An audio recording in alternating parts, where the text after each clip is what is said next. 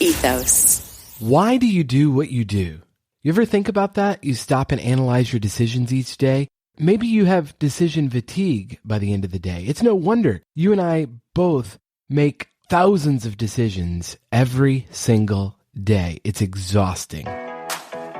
I'm Paul Goldsmith, a creative coach and entrepreneur, and you're listening to the Creative Coach Cast.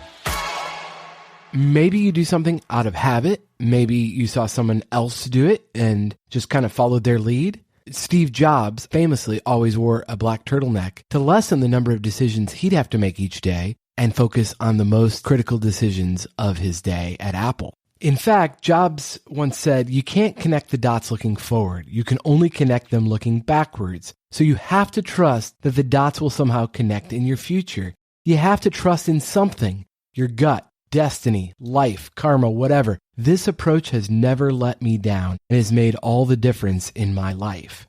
While I don't agree with karma, I do believe knowing your purpose, knowing your why were you put on this planet? Why were you given today? Knowing your purpose helps clarify your decisions, and then everything goes through that filter of, does this help me fulfill my destiny? There are no guarantees, but the key thing is we keep moving forward. And every day is a new opportunity to make a dent in the world. But we have to turn off the autopilot and be intentional about our choices. Say no to the things that don't bring us purpose, that aren't meaningful, and say yes to the things that make us come alive. Beginning last year, I decided to pick a word of the year to filter my daily decisions. And this year, my word has been intentionality. In an effort to be intentional with my time, I've sought to take care and take time for my mental, physical, and spiritual health. Okay, that's a lot, I know, but most of my decisions, I didn't catch them all, but to be mindful of decisions that I was making each day, is it helping me be mentally, physically, or spiritually more healthy or less? I haven't gotten it all right, but I do feel like I've made an effort and progress in each area of my life.